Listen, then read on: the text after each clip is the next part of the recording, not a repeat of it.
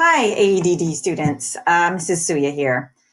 I'm trying something different today. So we are going to take notes together on a Google Slides, and this can be found in Canvas, listed for today, Thursday, September 24th. And it's called Scatter Plots, Google Slides, Notes Day 1. So find it and follow along. This is for if you are absent or if you just want further clarification. All right, so we are beginning scatter plots.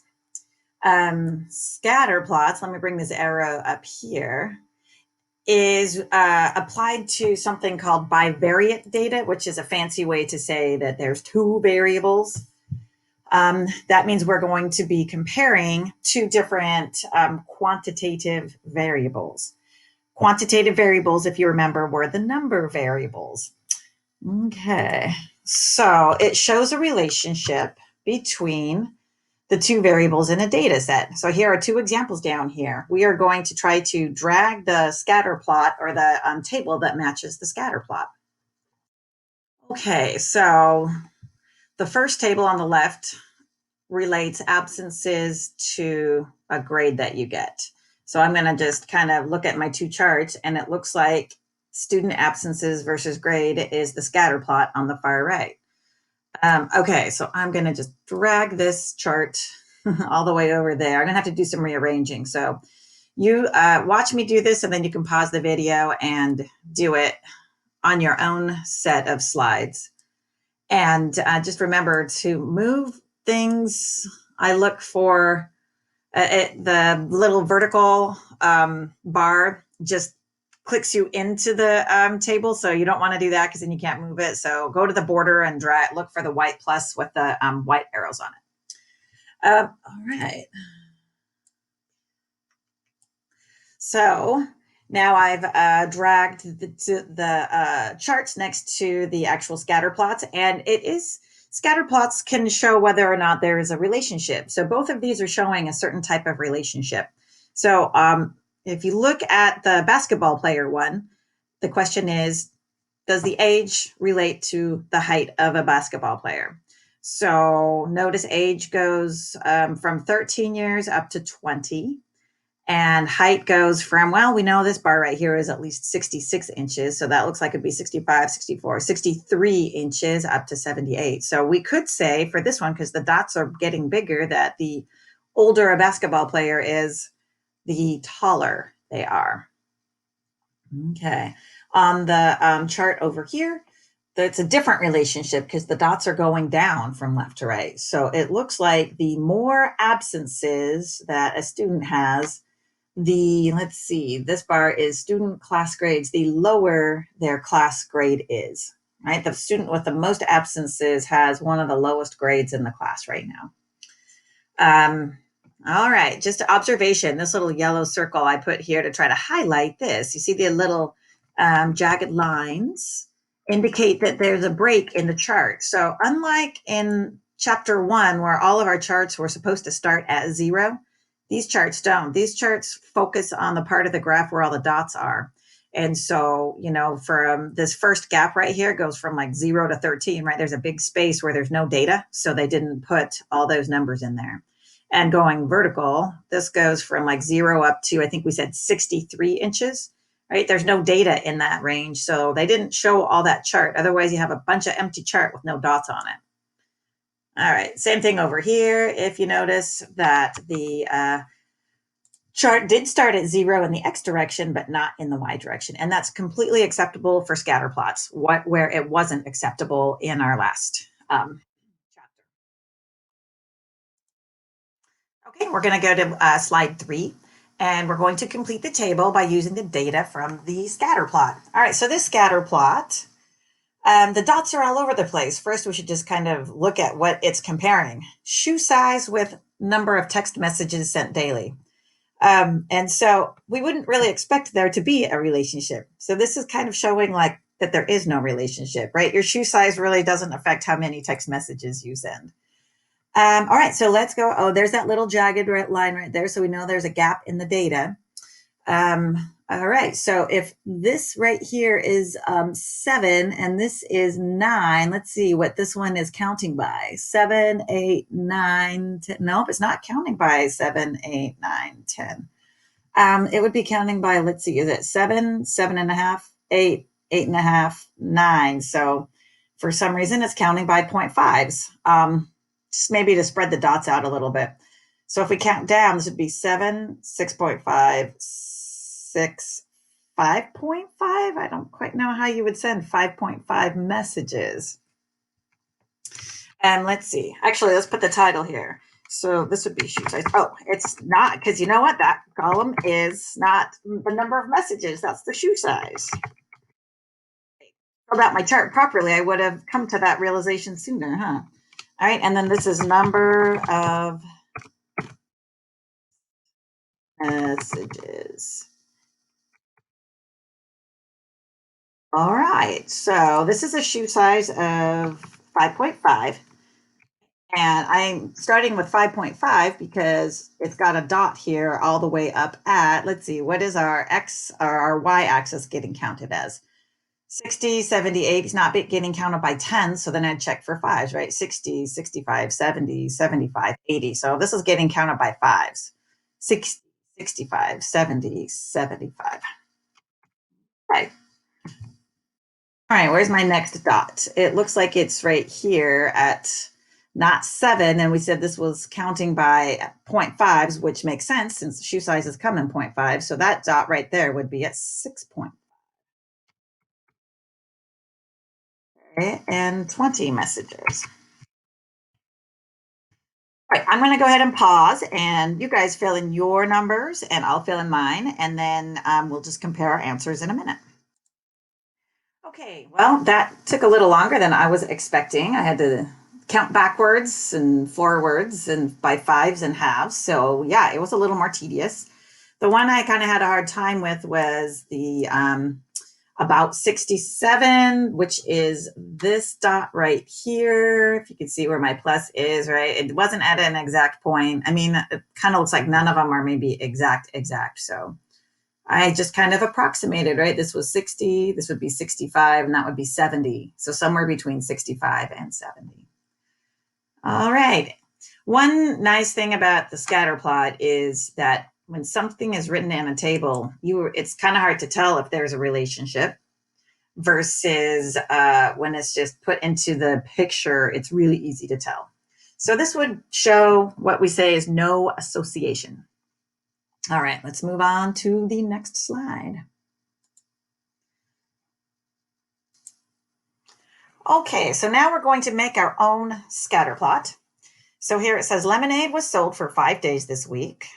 The table shows the average temperature and the cups of lemonade sold for each day.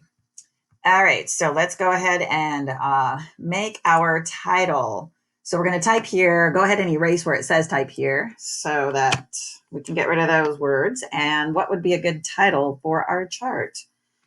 Lemonade, sales. Okay.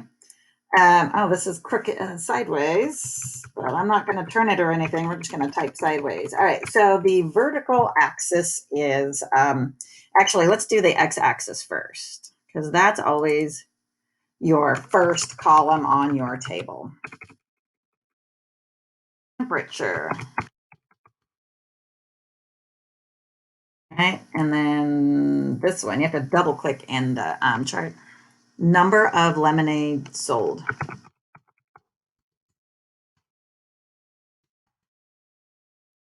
I'm gonna do I have enough space? It's like number of cups of lemonade sold. Number of cups of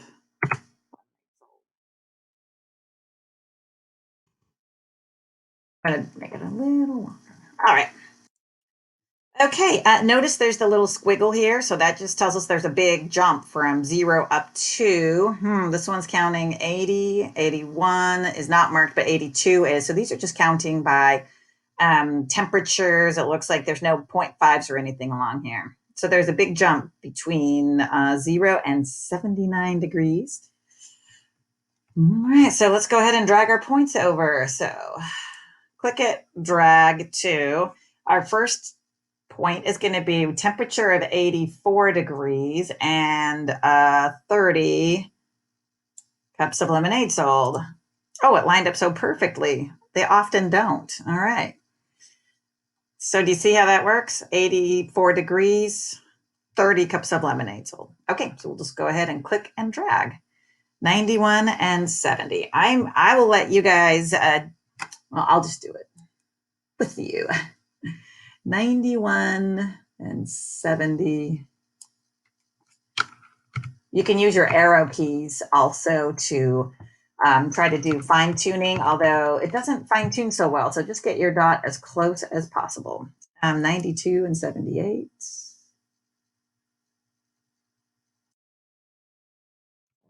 7. Let's see. Let's see. What are the temperatures or number of cups is getting counted by? It looks like fives 5, 10, 15, 20. So this would be 75 and 80. I don't know. I'm just going to put it right there, right in between 75 and 80. That's about 78. I'm not even going to click and drag. I'm going to click and use my arrow keys. That's easier. 87 and 49. 87. That one doesn't fit perfectly. And 87 and 54. Yep, 87 and 54.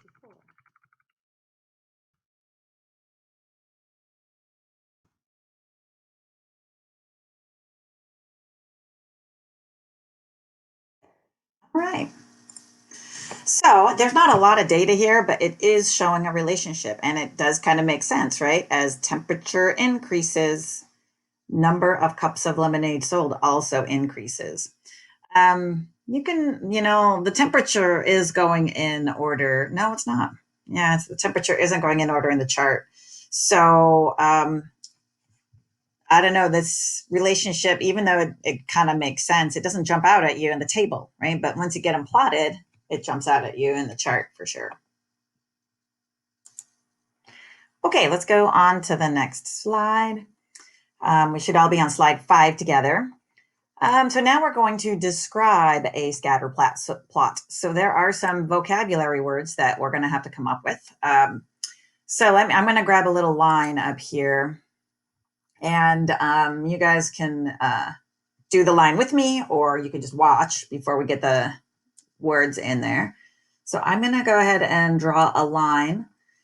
So you have to remember from Algebra 1, is this a positive sloping line or a negative sloping line? So the way that you read a line is from left to right, and if it goes uphill, it's positive. So that one is positive. And this one is a negative sloping line.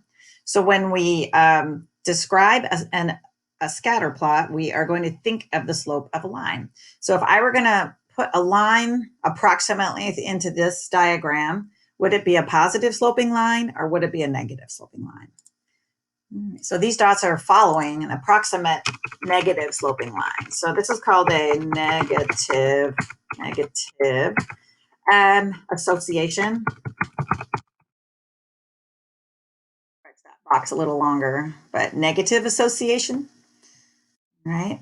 This one has no association because we couldn't really tell if it's going up or down. And then this one, if you tried to draw a line as close as possible to those points right there, it would be a positive association. You'll see that phrase pop up. Is it negative, positive, no association?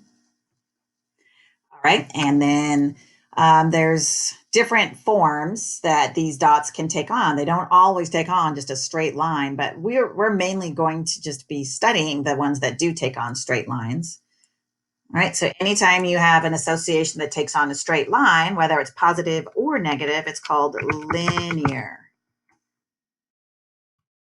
form. Okay, so linear has the word line in it. That's a good way to remember that it means a line.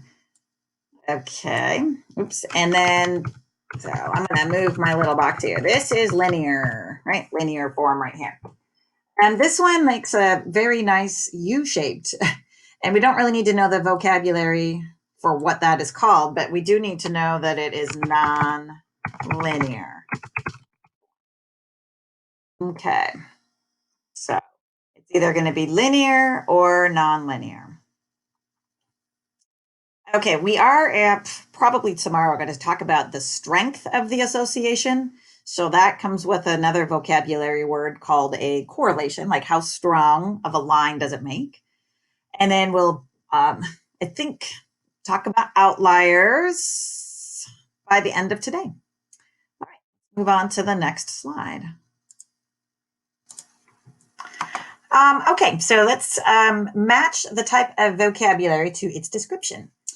So I'm going to maybe start over here on the right side with A, where it says data, where an increase in one data set results in an increase in the other data set. So I'm going to pop up 2 slides and be like, that describes this, right? One data set would be like your x-axis, and the other data set would be your y-axis. So as one data set increases, so does the other. This is clearly showing a positive association, right? If I were going to try to draw a line through this one, it would be a positive sloping line. Okay, so going back to slide 6, let's see, how should we fill this out? Positive is, so that is a positive association. Just click and I'm going to type A here. Okay.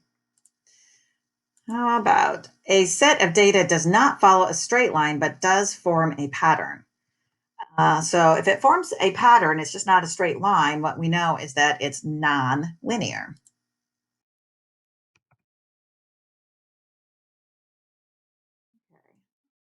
Data where an increase in one data set results in a decrease in the other data set.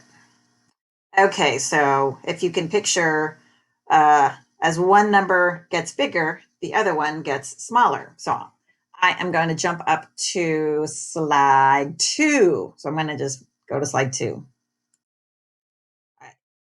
So if you look at this negative association right here, if you notice that as one data set gets bigger, right, absences are getting bigger, what's happening to the other data set? These dots are actually getting lower. That means these dots, the other data set is getting lower. So as one data set gets bigger, the other one gets smaller. And that is called a negative association. All right, back to slide 6. Okay, so C is a negative association. Okay. D, a set of data that does not appear to be related. All right, that is the no association. That would be like the shoe size and text messages. Those dots were all over the grid. An overall pattern follows a straight line. That's linear form. Should have said it at the beginning of the slide, but it would be good if you just pause the video and answer it yourself. But now you can check. Okay, let's move on to our next slide 7. All right, so we are going to drag the scatter plots in the correct category. So linear form, nonlinear form, no association. Okay, if you just want to pause the video and do this on your own, you are more than welcome to do that. I'll probably do it on camera and you can skip ahead. Okay, so this looks like it's making a line. It's not asking for positive or negative. This looks like it has an association. It's just not a line. These dots look like they're all over the place, so I would describe this as no association. I would call this linear. And it's got that one random dot. It's not a very strong association, but it does look approximately linear. Some of these I feel like could go either way, huh? That looks linear. I would describe it. It looks like positive. Positive. And I think this is another no association. All right. The one that, this guy right here is the one that looks like it could be maybe no association. It's got a little bit of weak a weak association. We'll call that weak. Okay, let's move on to next slide. So we're going to just discern between positive and negative. All right, so let's remember the slopes of our lines. Anything that goes downhill, left to right, is negative, like that first one.